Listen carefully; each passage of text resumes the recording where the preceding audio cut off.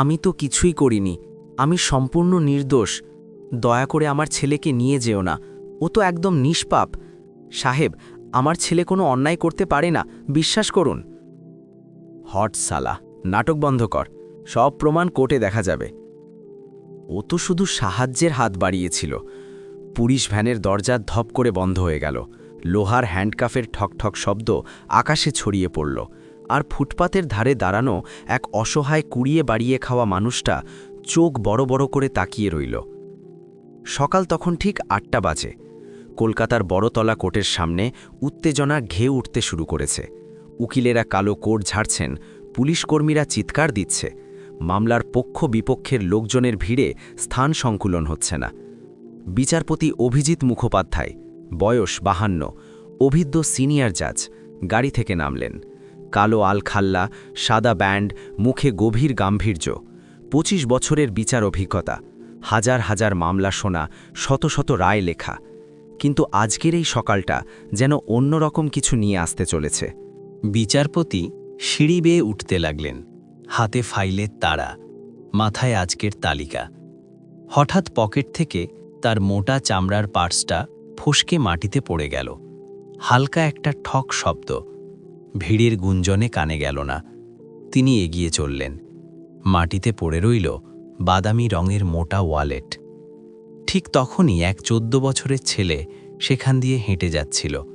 ছেঁড়া জামা, ময়লা চটি, মুখে চোখে ধুলোর আস্তরণ। হাতে প্লাস্টিকের ট্রে, তার ওপর চায়ের কেটলি আর কয়েকটা ছোট গ্লাস। নাম তার অরিন। অরিন কোর্টের গেটের কাছে চা বিক্রি করে। সকাল 7টা থেকে সন্ধে 7টা। 1 কাপ চা 5 টাকা। সারাদিনে কোনো রকমে 150-200 টাকা জোটে। অরিনের চোখ হাটকে গেল পার্সটার ওপর। পা থামল, ঝুঁকে তুলে নিল, চারপাশে তাকালো। কেউ দেখেনি। আলতো করে খুলল। ভিতরে 10টা শূন্যের নোটের মোটা বান্ডিল, প্যান কার্ড, আধার কার্ড, কয়েকটা ক্রেডিট কার্ড। হাত কাঁপতে লাগল। জীবনে এত টাকা একসঙ্গে কখনো দেখেনি। মায়ের ওষুধ বাকি, বাড়ির ভাড়া জমা পড়েছে, ছোট বোনের স্কুলের ফি বহুকাল বাকি। এই টাকায় সব মিটে যেত। কিন্তু প্যান কার্ডে নাম পড়ল বিচারপতি অভিজিৎ মুখোপাধ্যায়। বিচারপতির পার্স। মাথায় মায়ের কথা ভেসে উঠল। অরিন পার্স বন্ধ করল, চায়ের ট্রেটা মাটিতে রেখে দৌড় দিল বিচারপতির দিকে। বিচারপতি ততক্ষণে চেম্বারে পৌঁছে ফাইল খুলতে যাচ্ছেন। হঠাৎ পেছন থেকে চিৎকার, স্যার স্যার, একটু দাঁড়ান। একটা ছোট ছেলে হাঁপাতে হাঁপাতে ছুটে আসছে। গার্ড আটকাতে গেল, এই থাম, কোথায় যাচ্ছিস? কিন্তু অরিন চেঁচিয়ে উঠল, স্যার আপনার পার্স বাইরে পড়ে গিয়েছিল। বিচারপতি পকেটে হাত দিলেন, পার্স নেই। চমকে উঠলেন। অরিন কাছে এসে হাত বাড়িয়ে পার্সটা ধরিয়ে দিল। স্যার, এটা আপনার, সিঁড়ির কাছে পড়েছিল।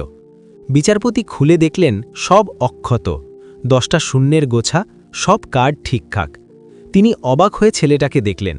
ছেঁড়া জামা, ময়লা হাত, চরম দারিদ্র্য। এটা কোথায় পেলি? স্যার, সিঁড়িতে, আপনি হেঁটে যাচ্ছিলেন, ওখানেই পড়ে গিয়েছিল। আবার চেক করলেন, একটা নোটও কম নেই। পার্স খুলেছিলি? জি স্যার, কার্ডটা জানার জন্য। টাকা দেখলে? জি স্যার। তবু লোভ হলো না? অরিন নরম গলায় বলল, টাকা তো চোখে পড়লই, কিন্তু এটা তো আপনার। অন্যের জিনিস আমি কখনো নিই না। মা বলেছেন অন্যের হক ছোঁয়া পাপ। বিচারপতির চোখে বিস্ময়। এত দারিদ্র্যের মাঝে এমন সততা! তিনি পার্স থেকে 500 টাকার নোট বের করে এগিয়ে দিলেন। নে বাবা, তোর সততার পুরস্কার। অরিন দুহাত পেছনে সরিয়ে নিল। না স্যার, এটা আমার প্রাপ্য নয়। আপনার জিনিস আপনাকে ফিরিয়ে দিলাম, এটাই যথেষ্ট। টাকা নেওয়ার কি আছে? বিচারপতি স্তব্ধ। অরিন মুচকি হেসে চলে গেল। বিচারপতি শুধু তাকিয়ে রইলেন।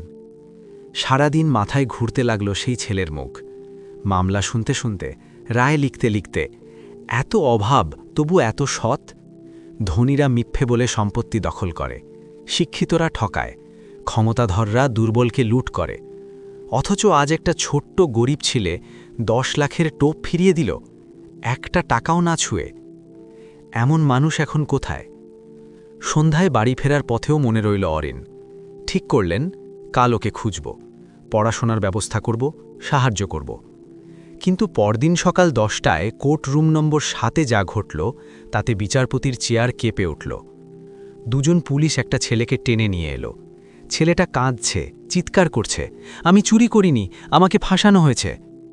বিচারপতি চোখ তুললেন আর চেয়ার থেকে লাফিয়ে উঠলেন। ওই ছেলে, অরিন, কালকের সেই অসাধারণ সৎ ছেলে। এ তো সেই ছেলে, মুখ থেকে বেরিয়ে এলো।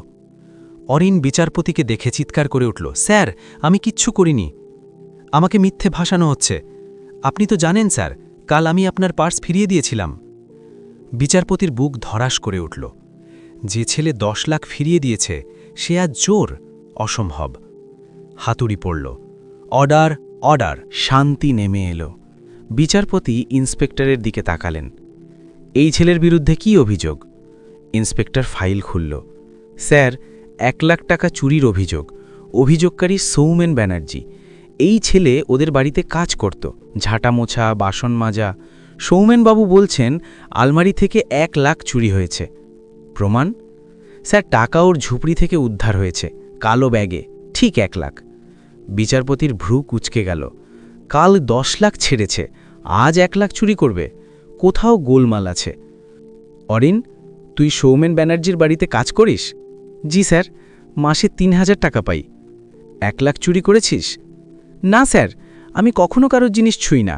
আপনি তো জানেন কাল আপনার পার্সে 10 লাখ ছিল, আমি ফিরিয়ে দিয়েছি। চোর হলে কেন ফেরাতাম? কথাটা বিচারপতির মনে ধরল। তিনি বললেন, এই কেসে কিছু অস্বাভাবিক লাগছে, তদন্ত পুরোপুরি সন্তোষজনক নয়। আমি পুনরায় তদন্তের নির্দেশ দিচ্ছি। সৌমেন ব্যানার্জি 45 বছরের ধনী ব্যবসায়ী রেগে উঠলেন। কিন্তু স্যার, টাকা তো ওর ঝুপড়ি থেকেই পাওয়া গেছে, এর চেয়ে বড় প্রমাণ আর কি? বিচারপতি কড়া চোখে তাকালেন। কোর্টে রায় আমি দেব, আপনি নয়। পুলিশ আবার তদন্ত করবে। ইন্সপেক্টর সৌরভ ও তার টিম আবার তদন্তে নামল। বাড়ির প্রতিটি কোণ খুঁজল, সবাইকে জিজ্ঞাসা করল। সৌমেনের স্ত্রী বললেন, 3 দিন আগে আলমারি খুলে টাকা নেই বলে জানলাম। সেদিন বাড়িতে কে কে ছিল? আমি, আমার স্বামী আর ছেলে অর্ণব। নৌকর চাকররা সবাই এক কথা, অরিন খুব সৎ, চুরি করার ছেলে নয়। তারপর ডাক পড়ল সৌমেনের 15 বছরের ছেলে অর্ণবের। জিন্স টি শার্টে এলো, মুখে অস্বস্তি। তোর নাম? অর্ণব ব্যানার্জি। কবে জানলি টাকা নেই? বাবা যখন বললেন। সেদিন কোথায় ছিলি? বাড়িতেই। ইন্সপেক্টর চোখে চোখ রাখল। ছেলেটা ঘাবড়ে গেছে। সম্প্রতি কিছু কিনেছিস? অর্ণবের মুখ সাদা হয়ে গেল। না, না। মিথ্যে বলিস না, আমরা জানি তুই একটা বাইক কিনেছিস। অর্ণব ভেঙে পড়ল। আমি নিয়েছিলাম, কাঁদতে লাগল। পুরো বাড়ি নিশ্চুপ। সৌমেনের মুখ হাঁ। অর্ণব সব স্বীকার করল। একটা সেকেন্ড হ্যান্ড বাইক পছন্দ হয়েছিল, 99,000 টাকা।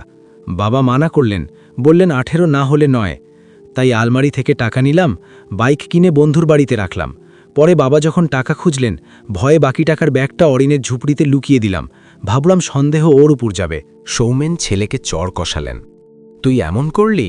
একটা নির্দোষ ছেলেকে ফাঁসালেই? ইন্সপেক্টর বলল, এবার বুঝলেন আসল চোরকে? পরের দিন কোর্টে রিপোর্ট পেশ হল।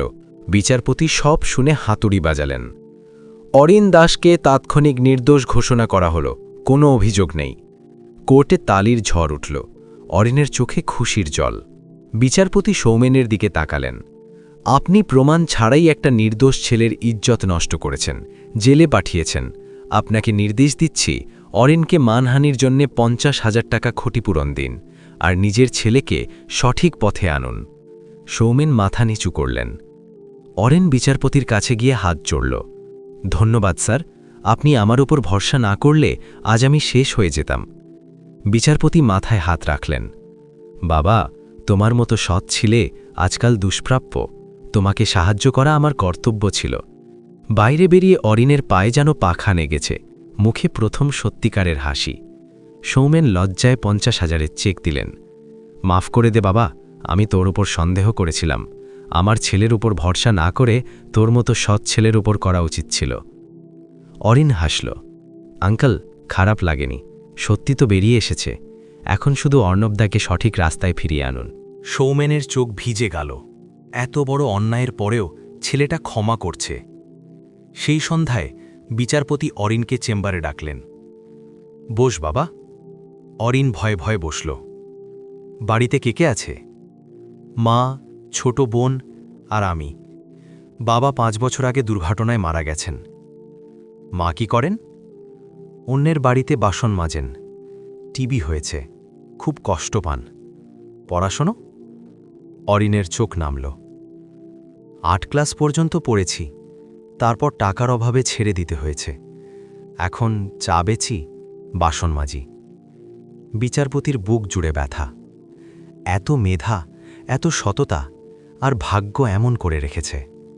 তিনি বললেন, অরিন, এখন থেকে তোর পড়াশোনা শুরু হবে। আমি স্কুলের ফি, বই, ইউনিফর্ম সব দেব। তুই আবার পড়বি। তোর মায়ের চিকিৎসাও আমি করাব। অরিনের চোখে জল।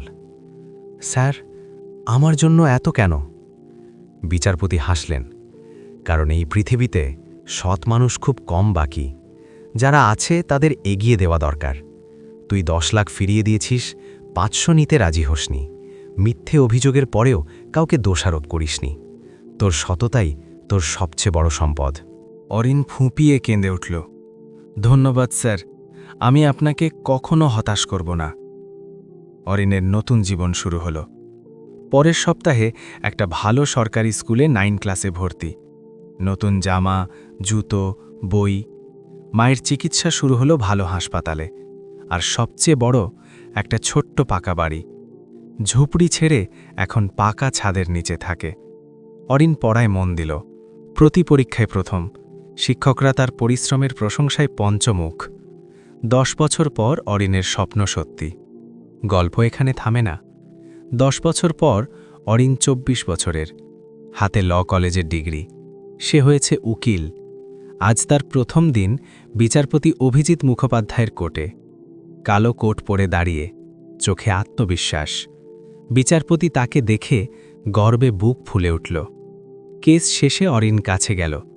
স্যার, আজ আমি এখানে দাঁড়াতে পেরেছি শুধু আপনার জন্য। আপনি আমার ওপর ভরসা করেছিলেন, আমাকে ন্যায় দিয়েছিলেন, আমার জীবন পাল্টে দিয়েছিলেন। বিচারপতি কাঁধে হাত রাখলেন। না বাবা, তুই নিজেকে গড়েছিস। আমি শুধু একটা সুযোগ দিয়েছিলাম, বাকিটা তোর সততা আর পরিশ্রম। অরিন হাত চড়ল। স্যার, এখন আমিও আপনার মতো কাজ করব। গরিব দুঃখীদের পাশে দাঁড়াব, নির্দোষদের জন্য লড়ব। যাদের কথা কেউ শোনে না, তাদের আওয়াজ হব। বিচারপতির চোখ ভিজে গেল। তোকে নিয়ে আমি গর্বিত অরিন। এখানেই অরিনের গল্প শেষ। এক চা বিক্রেতা গরিব ছিলে, আজ উকিল। মা সুস্থ, বোন পড়ছে, আর সে ন্যায়ের লড়াই করছে। সব হয়েছে শুধু সততার জোরে। একদিন 10 লাখ ফিরিয়ে দিয়েছিল, জীবন তাকে কোটি গুণ ফিরিয়ে দিয়েছে। সম্মান, শিক্ষা, নতুন উচ্চতা। আজকের শিক্ষা: সততাই সবচেয়ে বড় ধন। সত্য সবসময় জয়ী হয়। দারিদ্র্য অপরাধ নয়, চরিত্রই আসল পরিচয়। ভরসা দেওয়া দরকার। অরিন সেই ভরসা রেখেছে। পরিশ্রম ও সততা কখনো বৃথা যায় না। যদি গল্পটা তোমার মন ছুঁয়ে থাকে, যদি মনে হয় সততাই সবচেয়ে বড় শক্তি, তাহলে একটা লাইক দাও, কমেন্টে লিখে দাও, সততাই সবচেয়ে বড় সম্পদ। বন্ধু পরিবারের সঙ্গে শেয়ার করো। এমনই মন ছোঁয়া, ন্যায় আর জীবনের সত্য শেখানো গল্পের জন্য সাবস্ক্রাইব করে রাখো। পরের গল্পে আবার দেখা হবে, নতুন শিক্ষা, নতুন অনুপ্রেরণা নিয়ে। ততক্ষণ সৎ থেকো, সত্য বলতে থেকো, হার মেনো না।